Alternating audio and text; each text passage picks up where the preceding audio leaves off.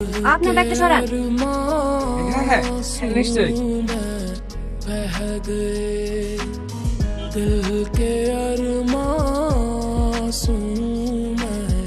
একটু সরে বসুন।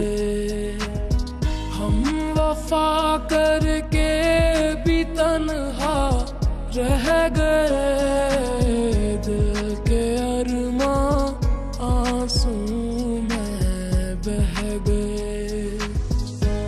কি সমস্যা আপনার? আমার দিকে এভাবে ভ্যালভ্যাল করে তাকাচ্ছেন কেন? মেয়ে দেখলে চুকচুক করে ওঠা পড়ে নাকি? Ticket ticket ticket ticket ticket,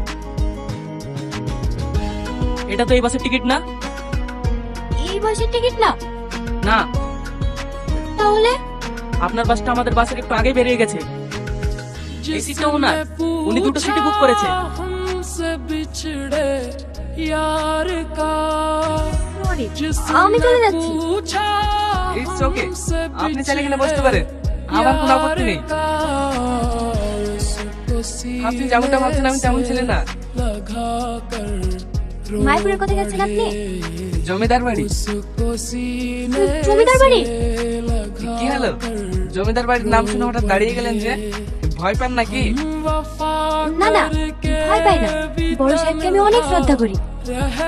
আর তাছাড়া আপনার বাড়ির ছেলে, আপনার পাশে বসে আমি যেতে পারি? আপনি ভুল ভাবছেন, আমি ওই বাড়ির ছেলে না। তাহলে আপনি বাড়িতে কি করতে যাচ্ছেন? আমি একজন ইলেকট্রিশিয়ান। জমিদার বাবু বলছিল ওই গ্রামে নাকি কারেন্টের খুব সমস্যা, তাই জমিদার বাড়ি যাচ্ছি। আর আপনি? আমার ওই গ্রামেই বাড়ি।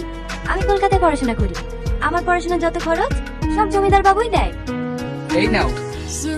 না না, ঠিক আছে। আর নেও না, খুব ভালো খেতে।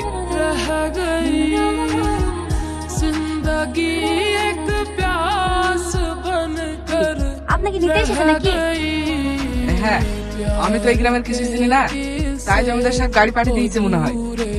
ঠিক আছে, যান তাহলে। তুমি হেঁটে যাবা? হ্যাঁ। তুমিও এসো আমার সাথে। না না, আমি হেঁটেই চলে যাব।